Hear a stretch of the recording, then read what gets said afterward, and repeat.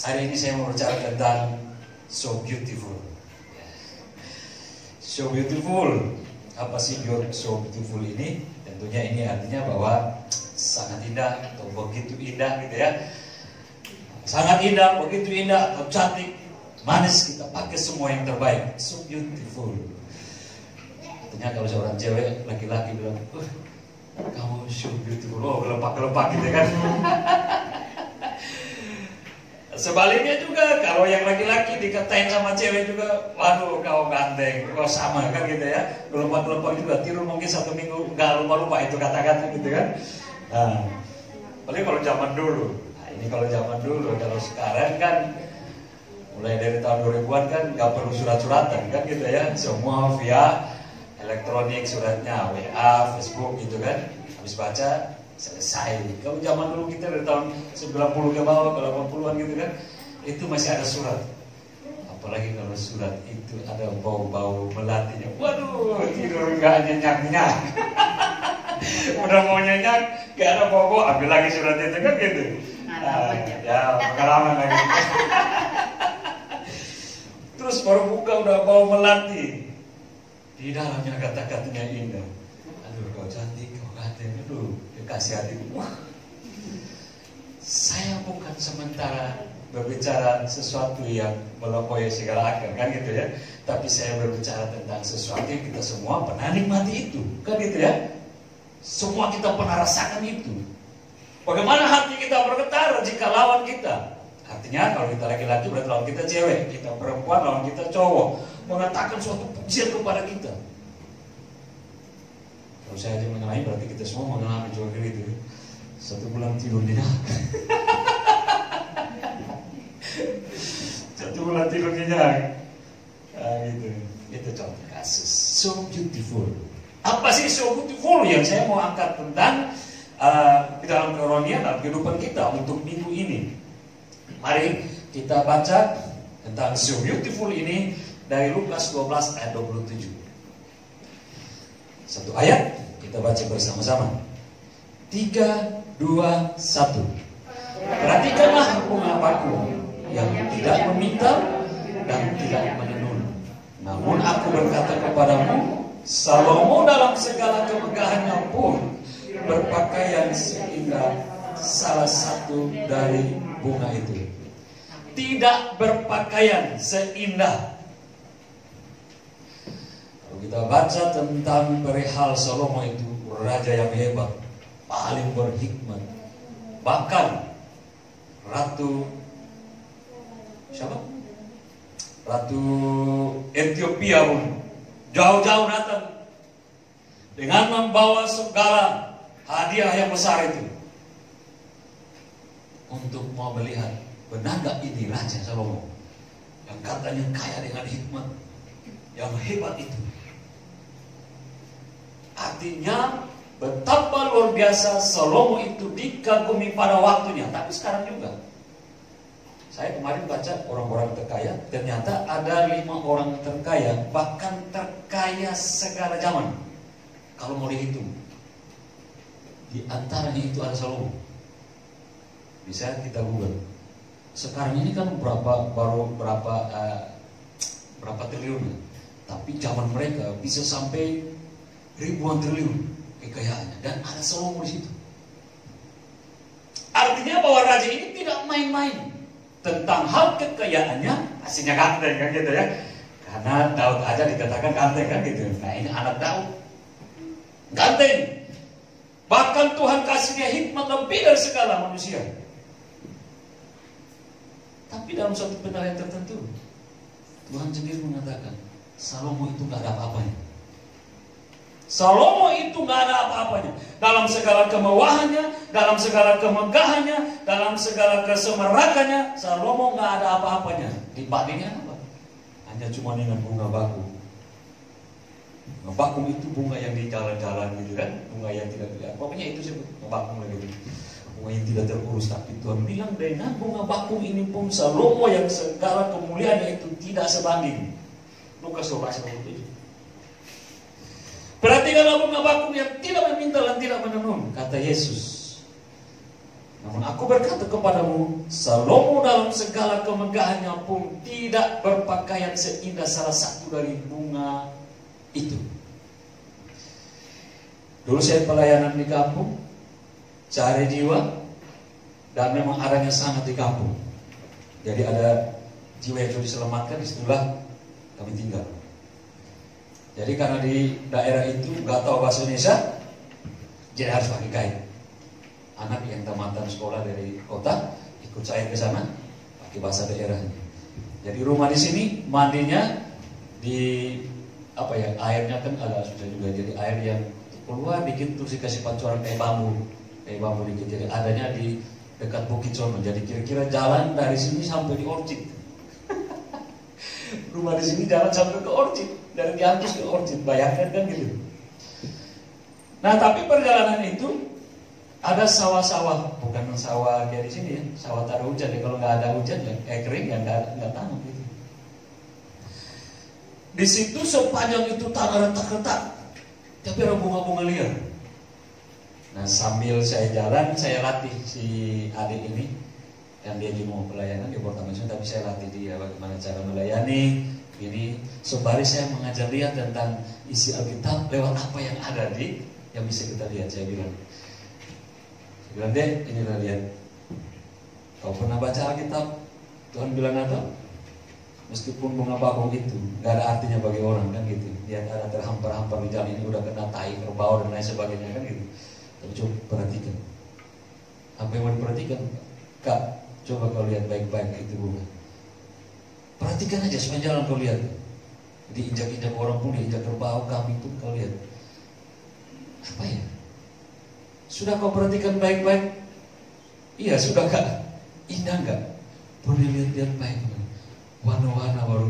Mungkin hati romantisnya kurang, saya mungkin kebanyakan hati romantis gitu. Jadi sedikit kejadian saya bisa dapat itunya, momen atau angle-nya tentang apanya bagusnya bunga itu. Saya sudah perhatikan, di sepanjang saya lihat. Pokoknya kalau kita mau jalan pergi mandi atau pulang itu, perhatikan baik. Artinya cukup dirasa gitu kan. Iya cantiknya. Itu yang bunga bakung yang Tuhan bilang. Salomo dalam segala keindahan pun. Bunga bakung, bunga yang diemper bersawah ini yang tanah kering diinjak-injak anak tai sapi. Kau perhatikan, kau tertarik dengan warna-warna, warna ungu, warna putih, warna orange dan sebagainya. Kau kagum? Iya kan. Belajar firman Tuhan dari apa yang nyata. Saya kalau lihat waktu luar biasa memang Yesus. Apa yang mengkasih aplikasikan itu tentang hal yang sederhana tapi menyentuh dan memang ada yang bisa kita lihat. Mengapa tidak? Itulah kehebatan Tuhan. Mengukur tentang apa yang dunia anggap tinggi, tapi kalau oleh Tuhan yang sederhana sekalipun, tapi kalau Tuhan bilang itu indah, itu luar biasa indah. Ukuran kita manusia yang hebat Tuhan kasih di ukuran bunga bakung yang tidak ada apa-apanya diartikan oleh manusia, tapi Tuhan bilang itu lebih indah, bahkan mengalahkan kemegahan Salomo. Dari sini saya mau bicara tentang so beautiful tentang kita, dan so beautiful tentang kita seperti apa. Nah, teman-teman, bolehkah kita merawat diri supaya kelihatan cantik, ganteng? Kesimpulannya, bolehkah kita rawat diri kita menjadi menarik? Saya bisa jawab. Udah ada di situ langsung. Enggak apa-apa lah. Boleh ya? Boleh. Nama juga kita mau penampilan kita baik. Istri saya kalau berdandan kan gitu ya. Tapi saya bilang enggak apa-apa lah. Meski saya begini dapat istri cantik kan gitu ya. Saya bilang enggak apa-apa. Yang penting masih dalam tahap-tahap yang bisa diiakan. Bisa juga, Surati juga, Mbak Dewi juga. Saya ngomong yang cewek-cewek ya, cowok-cowok udah pasti kan gitu ya. Tanpa merawat berganteng semua gitu kan. Kita boleh merawat diri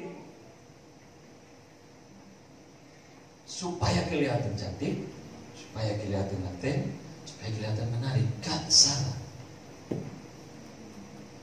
Tapi ini. Tapi jika maksud kita merawat diri itu untuk mendapatkan pujian dari sesama, ini hati-hati. Namanya juga kita manusia punya perasaan kan gitu ya. Masa kita mau dekati orang dan kita lagi bau dan sebagainya, orang pasti akan menghindar kan gitu ya. Tapi kalau kita datang dengan harum semerbak, wah, kayak ada satu iklan kan gitu ya. Pertama sekali menggoda, kemudian selanjutnya terserah Anda, kan gitu. Artinya itu manusiawi sekali, dan itu nggak apa-apa. Membuat diri kita supaya orang pun bisa dekat dengan kita. Tapi awas-awas, kalau jika maksudnya kita merawat diri kita hanya untuk mendapat pujian dari sesama, ini berbahaya. Nah ini, ada koridornya, ada warningnya. Kalau mau tampil cantik, tampil ganteng, merawat diri, oke. Tapi jangan itu menjadi tujuan untuk mendapat pujian dari sesama. Itu warning, hati-hati. Mengapa? Karena kita jika sudah sampai di titik itu, kenapa berbahaya? Otomatis itu sudah bersifat kedagingan. Daging kita yang akan kita puaskan. Tuhan gak mau kehidupan kita untuk memuaskan kedagingan, kan gitu ya. Nah kalau kita sudah sampai di tujuan yang tadi untuk mencari kepuasan kita, mendapat pujian orang lain, hati-hati, disitulah warningnya. Karena kedagingan kita sudah mulai keluar. Tuhan tidak mau itu berbahaya.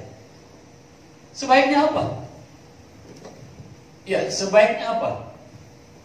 Ya, sebaiknya kita melakukan yang terbaik, tapi dengan maksud untuk mendapatkan pujian dari Tuhan. Pernah kan berapa bulan kemarin saya bilang, orang bilang pencitraan itu negatif. Iya, bisa sih. Tapi kita bisa konversi dalam pencitraan itu. Kalau masih ingat saya bilang, nggak usah kita pencitraan terhadap sesama. Mari kita pencitraan secara dalam kutip, tanda kutip yang positif terhadap Tuhan. Cari pencitraan ada dengan Tuhan. Artinya cari hati Tuhan. Cari pujian Tuhan, gitu. Pencitraan, tapi dalam tanda kutip pencitraanlah dari Tuhan. Itu berarti kita mau sungguh-sungguh. Kita pencitraan dengan Tuhan nggak masalah. Nah, kalau Tuhan yang memuji, apa yang salah di situ, kan gitu. Itu poin yang kita harus lakukan. Nah kalau Tuhan sudah memuji, kan gitu ya. Kalau Tuhan yang memuji, maka otomatis manusia lainnya pun akan mengikutinya. Orang bilang begini, orang itu kayak biasa-biasanya. Tapi kalau dia ngomong atau kalau dia sapa kita, dia salam kita, kayak ada sesuatu yang begini. Mungkin kalau dikasih dengan apa ya, kelas wajah artis Korea, mungkin nggak ada batin. Tapi begitu begitu kita dengar dia ngomong, tapi kok sepertinya memuaskan, kan gitu ya. Ini yang dimaksudkan. Level ukuran bukan dunia, tapi mari kita cari level ukuran daripada Tuhan. Kita mungkin biasa-biasa saja, tapi ketika kehadiran kita bisa memuaskan orang lain tanpa terlalu banyak yang bergantung, disitulah yang berkenan kepada Tuhan. Nah, karena Tuhan dipermuliakan dalam tindakan kita. Karena itu tadi saya bilang, mari kita cari pujian Tuhan. Kita kelihatan so beautiful di hadapan Tuhan. Karena jika beautiful dari Tuhan terjadi pada kita, maka orang lain pasti akan mengikutinya. Sebab apa? Ada nggak dia? Ya, ada beberapa. Ya. Lebih baik jika kita sungguh-sungguh melakukan sesuatu dengan maksud untuk mendapatkan pujian dari Tuhan. Yang kedua, karena kalau Tuhan yang memuji, pasti manusia lainnya akan mengikutinya. Dan yang ketiga, sebab sesuatu yang indah bagi Tuhan, semaraknya akan melebihi segala keindahan yang dari dunia ini. Amin. Itu yang Yesus ukurkan.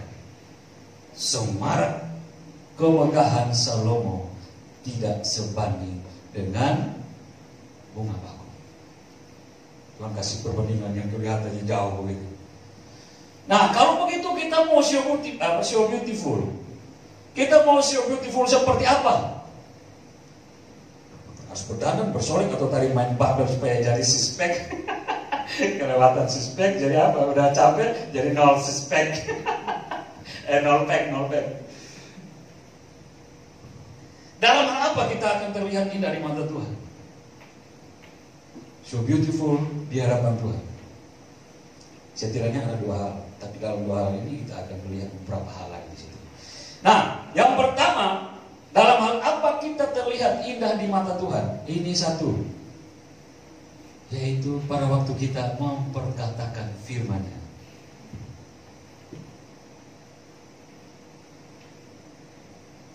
Dalam hal apa kita sangat so beautiful di hadapan Tuhan?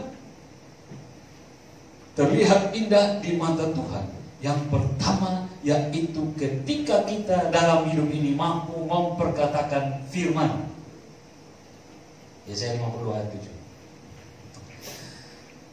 Betapa indahnya kelihatan dari puncak bukit-bukit kedatangan pembawa berita, pembawa firman, pembawa kebenaran,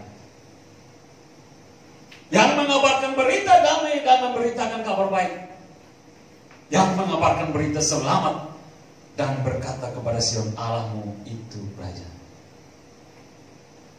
Tuhan tidak bilang dalam hal apa kita terlihat di mata Tuhan indah, bukan datang dengan baju yang mewah, bukan datang dengan mahkota yang penuh dengan emas, bukan datang dengan segala penampilan yang secara lahiriah oke. Tapi menurut Yesaya 52 ayat 7, kita terlihat indah kalau dalam kehidupan kita mampu memperkatakan firman, menyatakan kebenaran.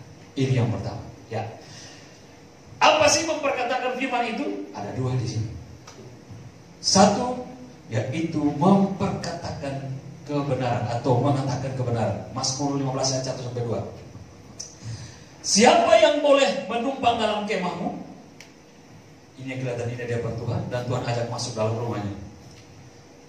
Siapa yang boleh menumpang dalam kemahmu? Siapa yang boleh diam di gunungmu yang kudus? Kalau kita baca dalam Mazmur ini ada syaratnya, ada kriterianya.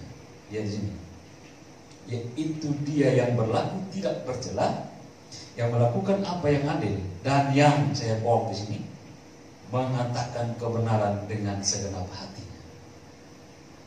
Ternyata sekali lagi ya, supaya kita tidak terlalu pusing dengan apa yang dunia ini, kita butuh, tapi jangan sampai kita pusing dengan apa yang dunia ini. Ternyata Tuhan tidak mengukur kekayaan itu datang untuk menghampiri dia. Tuhan berkenan untuk orang datang kepada dia hanya dengan apa? Salah satunya kita mampu dalam hidup ini mengatakan apa yang benar. Bukan berarti hidup ini tidak butuh uang, butuh. Bukan berarti hidup ini tidak ingin harta kekayaan, itu ingin boleh. Tetapi itu tidak menjadi ciri atau klasifikasi pertama atau yang hakiki yang Tuhan ingin ketika orang memiliki semua itu baru datang ke dia. Bukankah Tuhan tegur keras orang kaya yang mau datang ikut dia? Ya susah mau ikuti engkau. Tapi kasih kesempatan kepada dulu. Nah, lalu Tuhan bilang, oke lah. Apa yang harus aku lakukan? Tuhan bilang, lakukanlah segala hukum Taurat. Sudah, semuanya sudah aku lakukan. Tuhan bilang begini, Tuhan tahu dia orang kaya kan gitu ya. Dan kalau begitu pulanglah, jualah segala hartamu, bagikanlah kepada orang miskin. Saya kalau percaya Tuhan pun tidak sejahat seperti itu, habiskan terus memiskinkan dia gitu ya. Tapi itu ujian bagi dia. Jangan hatimu terpaut, jangan hatimu terikat, jangan hatimu betul-betul dipusingkan dengan kekayaan dunia ini. Hidup memang butuh uang, kata orang begini. Apa? Hidup memang tidak apa? Hidup ini tidak butuh uang, tapi tidak ada uang juga rasanya mau mati kan gitu. Maksudnya begini, jangan sampai itu yang mengikat tentang keinginan kita dan kepuasan kita. Karena apa? Tuhan akan menjadi jauh dari kita. Dan Tuhan kan udah kasih warning kan. Sebelum bulan saya pernah bilang antara mamon dengan Tuhan kan gitu ya. Kita mau jadikan Tuhan siapa? Tuhan kita atau mamon yang menjadi Tuhan. Kalau mau mamon, mamon. Tapi kalau mau Tuhan, Tuhan.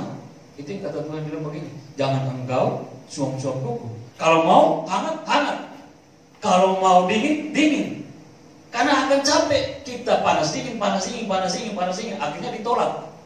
Jadi Tuhan bilang kalau kau mau senang, senang dari sekarang. Tinggal nanti terima hukuman kan gitu. Tapi kalau engkau mau susah, bukan susah. Engkau mau berberat di dalamku, akhirnya engkau menikmati yang terbaik. Jadi Tuhan kasih pilihan. Nah ternyata di dalam Mazmur ini begitu. Siapa yang indah di hadapan Tuhan dan boleh datang kepada dia, ternyata bukan ukuran harta kekayaan yang Tuhan mau orang dekat kepada dia. Yang penting punya hati yang mampu untuk memperkatakan firman, yaitu yang mampu mengatakan kebenaran dan melakukannya. Ini poinnya ya. Nah, mengapa? Karena Tuhan tahu bahwa harga sebuah kebenaran dalam dunia yang jahat ini sangatlah mahal.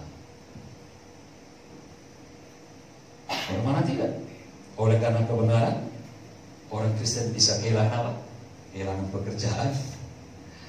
Orang Kristen bisa kehilangan jabatan.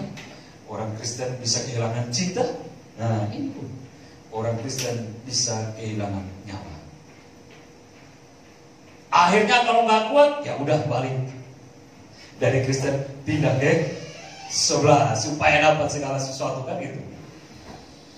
Tuhan tahu tentang bagaimana kita mengikuti Dia. Tuhan tahu bagaimana kita hidup dekat dengan Dia. Ada tantangan yang kita alami. Tapi orang yang bertahan kata firman Tuhan sampai pada akhirnya dia akan menikmati yang terbaik. Ini yang diharapkan Tuhan, so beautiful itu. Bukan kemegahan seperti Salomo yang nggak kelihatan indah di hadapan Tuhan. Tapi orang yang dengan segala beban beratnya, tapi dia tetap bersama dengan Tuhan. Dia tetap mencari Tuhan dan memperkatakan kebenaran. Indah di mata Tuhan. Tapi bagaimana kita harus memperkatakannya, kan gitu ya? Bagaimana kita harus memperkatakannya? Padahal itu yang Tuhan kenal kepada kita. 2 Timotius 4 ayat 2. Beritakanlah firman, sedialah baik atau tidak baik waktunya. Artinya begini, tentang perihal kebenaran atau memberitakan firman, ini kan sudah menjadi warning kan? Baik atau tidak baik waktunya. Ada di mana kita bisa diterima dengan baik, mengatakan apa yang benar dari Tuhan. Tapi ada di mana waktu atau kesempatan atau tempat kita bisa ditolak dan menjadi tantangan. Tapi Tuhan bilang, disitulah letak keindahan kita. Kalau kita mau tetap berjuang untuk kebenaran yang Dia mau kita lakukan. Yang kedua, kita terlihat indah di mata Tuhan karena memperkatakan firman. Apa sih maksudnya? Kalau yang tadi memperkatakan kebenaran belum terlalu jelas. Sekarang yang kedua, yaitu apa? Menceritakan tentang Yesus Kristus. Kisah 5 ayat 41-42. Rasul-rasul itu meninggalkan sidang mahkamah agama dengan gembira karena mereka telah dianggap layak menderita penghinaan oleh karena nama Yesus. Dan setiap hari mereka melanjutkan pengajaran mereka di bait Allah dan di rumah-rumah orang dan memberitakan Injil tentang Yesus yang adalah Mesias. Bapak Ibu kasih dalam Tuhan, biar bagaimanapun kita harus tahu tanggung jawab kita. Hak kita sudah dapatkan tentang keselamatan karena kita percaya kepada Yesus. Itu firman Tuhan kan gitu ya. Setiap orang yang mengaku dan percaya Yesus sebagai Tuhan dan Juru Selamatnya pasti memiliki keselamatan. Berarti kita sudah mengaku dan percaya hak kita sudah kita dapatkan. Tapi jangan sampai berhenti di hak. Ada tanggung jawab kita. Dan kalau kita mampu melakukan tanggung jawab ini, itu yang tadi, kemegahan kita, kesemarakan kita, keindahan kita lebih dari segala kemuliaan Salomo. Yaitu apa? Berani untuk menceritakan tentang Yesus kepada mereka yang belum percaya kepada Tuhan. Tantangan di sini itu maksudnya. Mengapa terlihat indah di mata Tuhan? Karena ketika kita melakukan hal ini, maka menjadi suatu hal yang itu akan menjadi kita alami sebagai tantangan yang berat. Bahkan tadi saya bilang, bisa pekerjaan kita lenyap, kan gitu ya. Bisa jabatan kita lenyap, bisa cinta juga kan gitu. Bisa cinta juga lenyap. Ada Pak Paul dan Bu Ana punya teman yang memperkenalkan dengan kami. Nah, hanya keluarga itu belum datang ke sini. Itu sempat kita dikasih cerita ya Pak Paul ya. Anaknya laki-laki berpacaran dengan cewek agama sebelah. Udah berapa tahun? 6 tahun ya. Nah, rupanya gak mudah untuk mendapatkan si cewek itu yang dari sebelah. 3 kali anak lakinya dia diadili. Diadili artinya memaksakan dia untuk mengikuti iman di sebelah. Si laki-laki ini kan anak Tuhan. Tapi puji Tuhan, dia masih dikuasai oleh Roh Kudus dan dia mampu bertahan dalam 3 kali disidang, maksudnya disidang oleh keluarga perempuan itu. Tadi untuk memperkatakan dan mempertahankan kebenaran, salah satunya cinta bisa hilang. Dan memang akhirnya cintanya hilang dengan perempuan yang sebelah. Tapi puji Tuhan, orang yang bertahan dalam Tuhan tidak akan disia-siakan. Akhirnya cerita si bapak dan ibu itu, nggak lama waktu berlalu, dapat gantinya yang terbaik. Dan kalau nggak salah Oktober ini Pak Paul ya akan diresmikan menjadi hubungan yang lebih baik lagi, akan menikah. Nah ini tentang hal kebenaran bukanlah sesuatu yang gampang. Ada nilai di situ yang perlu dipertahankan. Termasuk salah satunya cinta bisa lepas. Nah orang yang paling bertahan seperti itu yang kata Tuhan, itu indah di matanya. Dan keindahan itu lebih dari segala kekayaan yang ada di muka bumi ini. Mungkin kita dengan segala tantangan yang beda-beda. Dan mari kita belajar bahwa ketika kita dalam tantangan yang kita alami saat ini, tapi kita tetap bertahan dalam kebenaran, kita lebih indah bahkan dari segala kemegahan Salomo. So beautiful orang yang mampu hidup dalam kebenaran dan berusaha untuk hidup dalam kebenaran itu dan memperkatakannya. Yohanes 15 ayat 25. Tetapi firman yang ada tertulis dalam kitab Taurat harus digenapi. Mereka membenci aku tanpa alasan. Nah, Yesus saja datang dalam segala kemuliaan kebenarannya, tetap dibenci tanpa alasan. Demikian pun kita. Tetapi ketika kita hidup dengan lingkungan yang tidak seiman dengan kita, apakah harus kita kalah dengan mereka? Apakah artinya kita harus menjadi sama seperti mereka? Kita tetap mempertahankan kebenaran dalam diri kita. Kita tetap mempertahankan apa yang benar di dalam Tuhan. Dan kemudian kita berbaik kepada mereka yang belum mengenal kebenaran itu. Dan ini tantangan, dan Yesus bilang begini, aku saja dibenci tanpa alasan. Di antara kita juga mengatakan seperti itu. Karena kita nggak berbuat salah, gitu ya. Karena kita nggak berbuat salah, kita baik-baik saja. Tapi kelihatannya kita dibenci, kita dimusuhi. Itu banyak terjadi di mana-mana. Ketika kita ada di tempat yang kita adalah minoritas dan orang lain mayoritas. Tapi firman Tuhan mengatakan, Yesus dia bilang, aku pun dibenci tanpa alasan. Tapi kalau engkau tetap melakukan apa yang benar, engkau lebih dari segala kemegahan Salomo itu. Ini yang kita harus menguatkan iman. Ini supaya menjadi kekuatan kita. Itu sebabnya dari betapa Tuhan mengasihi dan bersuka cita ketika melihat anak-anaknya rela berkorban untuk memuliakan Dia di dalam dunia yang penuh dengan tantangan iman ini. Yang kedua, dalam hal apa kita so beautiful di mata Tuhan? Dalam hal apa kita terlihat indah di mata Tuhan? Pengharapan. Sekarang dunia penuh dengan tantangan, sekarang dunia penuh dengan masalah, dan sekarang dunia penuh dengan kesulitan kesukaran. Kalau kehilangan pengharapan, hilanglah sudah, kan gitu ya. Bapak Ibu pernah naik perahu atau kapal di tengah laut? Pernah ya? Ada yang pernah ya? Bagaimana ketika menghadapi suatu musibah? Artinya begini, saunya itu lepas, saunya itu putus.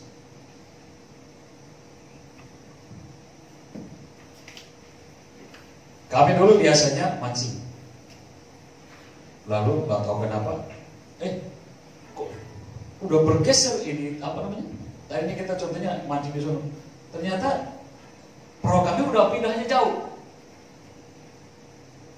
Rupanya begitu tarik udah gak ada sau lagi.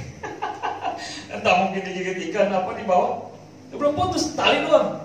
Kita biasanya pakai batu besar atau kayu gitu untuk nancap, putus. Lah makanya kok tadinya harusnya ada haring atau apa tempat main ini, kok gak lihat lagi udah di airnya hitam gitu. Seperti itulah. Ketika pengharapan kita hilang, kita nggak tahu kita udah diseret masuk ke dalam persoalan yang lebih membahayakan. Kita berpikir kita baik-baik saja. Tapi kalau pengharapan kita hilang di tengah kesulitan hidup yang makin mulai menyerang saat ini, maka habislah sudah kita. Tapi orang bisa bertahan di dalam situasi sulit kalau ada pengharapan. Dan orang yang memiliki pengharapan di mata Tuhan itu sangat indah. Kenapa dia pengharapan? Menjadi so beautiful di hadapan Tuhan. Saya mau kita baca ini ya. 1 Petrus 3 ayat 5 sampai 6. Pengharapan itu indah di hadapan Tuhan. Dan itu menjadi perhiasan orang-orang yang terbaik di mata Tuhan. Sebab demikianlah caranya perempuan-perempuan kudus dahulu berdandan, yaitu perempuan-perempuan yang menaruh pengharapannya kepada Allah. Mereka tunduk kepada suaminya, sama seperti Sarah taat kepada Abraham dan menamai dia tuannya, dan kamu adalah anak-anaknya jika kamu berbuat baik dan tidak takut akan ancaman. Saya ada bold atau saya akan tebal beberapa kata di situ untuk kita perhatikan. Pengharapan ini tidaklah hal yang sembarangan. Tapi jika orang memiliki pengharapan itu hebat, dan itu mantap, dan itu indah di mata Tuhan. Kenapa? Ini tadi, kalau kita baca ayat sebelumnya, dari 1 Petrus ini bilang, janganlah kamu bercantik diri dengan hal lahiriah, tapi malah belajar dari apa yang perempuan-perempuan dahulu melakukannya. Disebutlah Sarah. Mereka berdandan kehidupan mereka itu dari dalam. Tentang hal apa? Tentang hal memiliki pengharapan. Ketika kita memiliki pengharapan, itu suatu nilai plus, dan itu dandanan kita yang hebat di dunia yang sukar ini. Kita mau mempercantik diri, kita mau dengan segala kekayaan kita membuat diri kita tampil menarik secara lahiriah. Kalau tidak memiliki pengharapan, kosong. Tapi orang yang sederhana, di dalamnya penuh dengan pengharapan, indah di mata Tuhan. Makanya Tuhan kasih penilaian seperti ini. Berdandanlah seperti Sarah yang di dalamnya ada pengharapan. Sekali lagi saya bilang, setelah saya khotbah ini pulang, apa namanya? Mudah-mudahan lebih semua di rumah dibuang ya gitu ya. Karena kata Pak Jeffrey gak usah berdandan seperti itu. Bukan itu maksudnya. Tadi saya mengawali juga, boleh kan gitu ya, asal tujuannya benar. Tapi jika kita cantik secara lahiriah, di dalamnya penuh dengan pengharapan, itu nilai plusnya makin di-plus-pluskan oleh Tuhan. Dan kasih gambarannya seperti Sarah. Karena Alkitab juga mengatakan itu Sarah terlalu cantik. Percaya itu? Sarah itu terlalu cantik. Ngomong namanya udah mulai pusing. Sarah itu terlalu cantik. Bahkan Firaun pun tergoda-goda. Baca deh Kejadian. Bahkan Raja Firaun pun tergoda-goda tentang hal Sarah itu. Dan untuk itu, Bapak yang bernama Abraham pun ketakutan. Sarah, nanti kalau masuk pasti kau akan diambil menjadi istri Raja Firaun. Bilang aja saya ini abangmu. Kenapa? Karena kau bilang aku suamimu, pasti aku mati. Dan memang betul ketika masuk Mesir, orang-orang Firaun, orang-orang Mesir melihat ini perempuan cantik sekali. Lalu mereka bertanya kepada Firaun. Firaun melihat jatuh hati. Bukan berarti tadi saya bilang berdandan seperti ini tidak perlu cantik. Sarah cantik. Otomatis dia juga kalau perlu bedak masih pakai bedak gitu kan. Tetapi di dalamnya ada pengharapan yang besar. Itu yang bilang apa? Yaitu perempuan-perempuan yang menaruh pengharapannya kepada Allah. Oleh karena itu tunduk. Dan oleh karena itu taat. Dan oleh karena itu baik dan tidak takut. Itu maksudnya. Sarah menjadi gambaran pada kita. Dan itu betapa saya lihat kemarin pada Hari Kartini ya. Mantap. Sudah ada ibu-ibu atau kaum hawa yang mungkin single parent atau yang mungkin ya merasa ya perempuan tapi mereka tanggung buat bisa banting tulang atau bisa melakukan segalanya untuk mempertahankan hidup tapi di jalan yang benar. Nah ini artinya itu ada pengharapan untuk mempertahankan hidup. Nah apa itu pengharapan? Mengapa pengharapan itu menjadi penting dan menyenangkan dari Tuhan dan terlihat indah di hadapan Tuhan ketika kita memilikinya? Karena ketika kita memiliki pengharapan, Atau sebab orang yang berpengharapan adalah orang yang percaya kepada Tuhan, bahwa Tuhan itu baik dan penuh kesetiaan. Penuh kesetiaan sehingga ia menaruh sandaran dan andalan hidupnya hanya kepada Tuhan. Itu maksudnya pengharapan ini. Jadi ketika kita terlihat indah karena berpengharapan, karena dalam pengharapan itu kita mengakui bahwa Tuhan itu baik. Tuhan itu penuh kasih setia. Sehingga kita menaruh andalan hidup kita hanya kepada Dia. Bagaimana kita mengandalkan Tuhan kalau kita tidak berharap akan kasih setia? Kan gitu ya? Sudah berdoa selama ini pun kayaknya nggak ada deh. Aduh, udah bergumul sebenarnya Tuhan nggak dengar, Tuhan udah tulis atau Tuhan udah melupakan saya. Itu namanya udah hilang pengharapan. Seandainya Ayub pun seperti itu, sudah hilang Tuhan melupakan saya. Dia nggak akan dapat yang lebih daripada itu. Tapi dalam situasi persoalan yang begitu berat, dia tidak hilang pengharapan. Dia tahu bahwa Tuhan ada bersamanya. Karena itu di Ayub 1, semuanya hilang seketika dalam waktu yang bersamaan. Apa ini? Semua dari Tuhan. Kan gitu ya? Aku datang yang telanjang, aku pergi, aku kembali juga yang telanjang. Terpujilah nama Tuhan. Ini perkataan yang penuh dengan harapan. Segala sesuatu boleh hilang, yang penting Tuhan jangan hilang. Itu maksudnya. Segala sesuatu berat boleh terjadi dalam diri kita, tapi yang penting iman kepada Yesus jangan. Jangan sampai oleh karena pekerjaan Tuhan kita buang, kan gitu ya. Jangan sampai oleh karena jabatan Tuhan kita lenyapkan. Apalagi jangan sampai karena perempuan atau laki-laki karena cinta Tuhan itu diduakan dan lain sebagainya. Tapi orang tak berharap bersandar kepada Tuhan di dalam godaan yang paling tinggi, yang paling hebat, itu yang indah di mata Tuhan. Mazmur 147 ayat 11. Tuhan senang kepada orang-orang yang takut akan Dia dan kepada orang yang berharap akan kasih setianya. Ya Bapak Ibu kasih dalam Tuhan, marilah ini kesempatan di mana kita Tuhan mungkin izinkan dengan segala persoalan yang terjadi. Tadi kesaksian Bu Surati, juga kesaksian dari Pak Orges. Dalam Orges ulang-ulang, pasti kalau ada penyakit Tuhan juga kasih obat gitu kan. Ini perkataan pengharapan. Ya walaupun dia belum tahu bagaimana keadaan 1-2 hari kemudian kan gitu. Tapi ini perkataan pengharapan yang akan menguatkan orang lain untuk mendengarkannya. Segala suatu persoalan boleh terjadi pada kita, tapi kita yakini kalau Tuhan izinkan masalah ini, pasti Tuhan juga akan memberikan jalan keluar, kan gitu ya. Makanya firman Tuhan bilang begini, persoalan kamu ini tidak lebih daripada kekuatan. Karena pada akhirnya Tuhan juga yang akan menolong engkau untuk keluar dari segala persoalan itu. Termasuk sakit penyakit, termasuk kalau makan minum, termasuk segala persoalan di tengah-tengah pekerjaan kita. Kalau Tuhan izinkan semua itu persoalan terjadi dalam diri kita, Tuhan tahu kita kuat. Amin. Tuhan tahu kita kuat itu. Dan kalau kita akhirnya kita melewati semua itu, Tuhan akan dandani kita sebagaimana Dia dandani Ayub. 2 kali lipat kan gitu katanya kan gitu. Itu Tuhan dandani, itu maksudnya dalam bahasa puitis. Tuhan mendandani dia kembali yang tadi sudah porong-porong, yang sudah hancur-hancuran. Tuhan dandani dia kembali seperti sedia kala, bahkan melebihi sedia kala. Di sini kita belajar bahwa kita sementara diizinkan Tuhan yang segala persoalan. Saya tidak tahu Bapak Ibu punya persoalan apapun, tetapi satu hal yang sama, orang yang bertahan dalam pengharapan nilainya akan sama seperti Ayub. Sehingga kita tidak bisa mengukur, dia lebih berat dari saya. Kau lebih ringan, enggak? Masing-masing Tuhan ukurkan dengan segala kekuatan kita. Kalau dia mungkin lebih dari 1000, ya mungkin Tuhan tahu dia lebih kuat dari 1000. Mungkin kita nggak sampai di situ, tapi levelnya sama. Setiap orang yang punya persoalan, setiap orang punya masalah, setiap orang punya pergumulan pasti menyakitkan, kan gitu ya.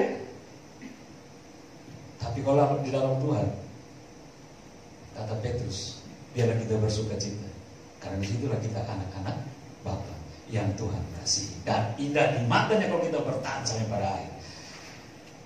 Mengapa pengharapan? Termasuk hal yang akan menjadi indah di mata Tuhan. Karena pengharapan itu melahirkan tadi, seperti dalam Petrus tadi apa? 1, melahirkan sikap tunduk. Orang kalau nggak punya pengharapan, dia tidak akan tunduk di hadapan Tuhan. Ngapain pada Yesus?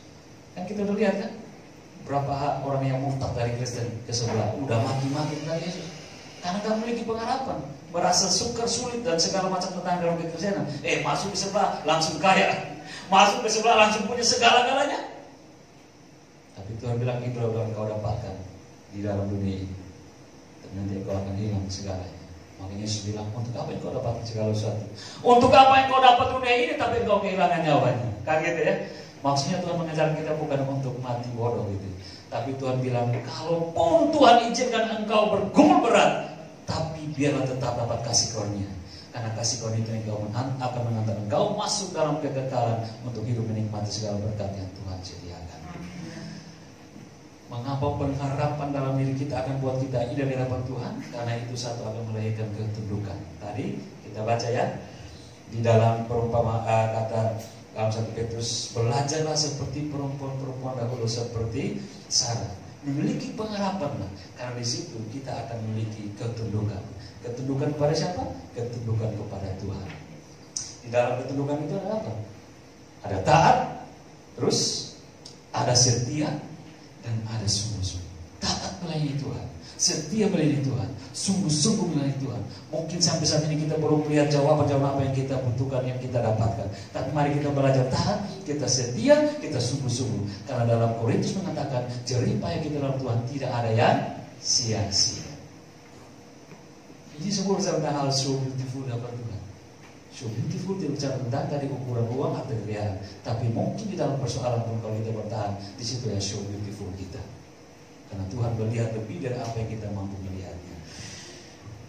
Nilai ketundukan yang sempurna digambarkan dalam Paulus dalam 2 Timotius 2 ayat 4 tentang hal taat, tentang hal setia dan sungguh-sungguh.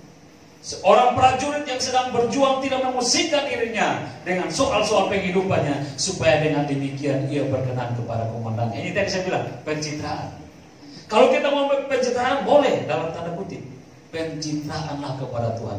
Belajarlah taat, belajarlah setia, belajarlah sungguh-sungguh, karena itu nilai pengharapan, dan itulah kita senang mencari citra diri di hadapan Tuhan. Pencitraan kepada Tuhan. Gambarannya 2 Timotius 4. Seorang prajurit, dia tidak akan memusingkan dirinya. Di sana ada perang, kopral maju perang, siap komandan. Lalu dia pergi jual nyawa kan gitu ya. Di sana ada pertempuran, sersan maju berperang, siap komandan. Maksudnya apa? Ini dalam Timotius, dia berusaha untuk berkenan kepada komandannya. Kalau dia selamat, dia pulang, pasti naik pangkat kan gitu kan? Pasti naik pangkat, gak mungkin negara gak menghargai. Kopral jadi sersan, sersan jadi letnan, lama-lama letnan naik mayor, dan semuanya ujung-ujung bintang kan gitu ya. Semua harus ada jasanya.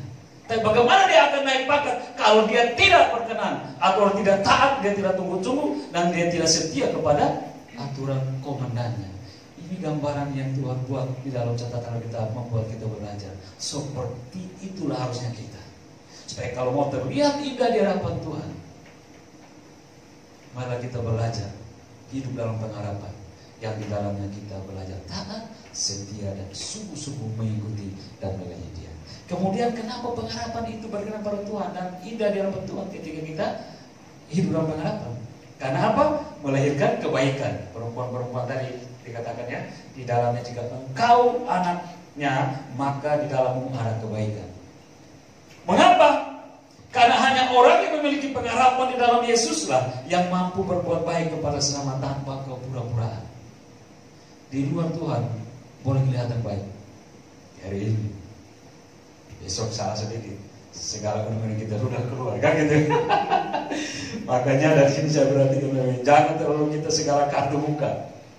Bukan berarti di sini saling begitu, bukan. Ini contohnya. Karena bisa saja pada waktu semuanya baik, semua tertutup. Tapi pada waktu tidak baik lagi, apa tertutup dibukakan. Aib-aib itu. Itu kebaikan kepura-puraan yang ada di dunia ini. Tetapi dia bilang belajar dari perempuan-perempuan dahulu berdandan, penuh pengharapan, sebab di dalamnya ada kebaikan. Ini kebaikan dikerjakan oleh Allah lebih dari apa yang kebaikan di muka bumi ini. Mengapa kebaikan itu hanya dimiliki oleh orang-orang yang berpengharapan pada Tuhan? Karena sebab yang percaya Yesuslah yang memiliki Roh Kudus, dan yang mampu dan Roh Kudus itulah yang memampukan kita untuk berbuat kebaikan yang sesungguhnya. Di mana itu? Galatia 5 ayat 22. Buah roh. Salah satunya kebaikan. tapi buah roh ialah kebaikan. Nah, kalau Roh Kudus yang mengerjakan pada kita, mungkin sakit hati pada kita juga masih bisa bertahan gitu ya. Mungkin kita yang tadi sudah berbaik dengan dia, mungkin kita yang sudah ya pokoknya melakukan apa yang benar, tapi tersakiti. Tapi karena Roh Kudus yang mengerjakan itu, kita mampu untuk bisa memaafkannya, mengendalikan dirinya, maka kita berbaik hati. Coba kalau kebaikan yang datang dari dunia, lu belum tahu gua siapa kan gitu ya. Lu belum tahu gua siapa. Nah, lu kira lu aja bisa buat, tunggu balasan dulu. Nah, itu yang dimaksudkan. Kenapa pengharapan itu indah dengan Tuhan? Karena dalam pengharapan itu ada nilai kebaikan. Orang yang mau berbaik kepada sesama, dan orang juga mau kelihatan baik di hadapan Tuhan. Ketiga, dari pengharapan itu. Mengapa pengharapan itu kelihatan indah di hadapan Tuhan? Salah satunya ada nilai keberanian. Katakanlah seperti perempuan-perempuan dahulu, seperti Sarah dalam catatan Petrus. Dan jika engkau anaknya, maka dalamnya harus ada keberanian. Tidak takut ancaman di dalam 1 Petrus hari kan itu. Tidak takut ancaman. Saya kasih poin di sini, hidup dalam keberanian. Orang yang itu tidak punya pengharapan, maka persoalan kecil apapun dia sudah lari meninggalkannya.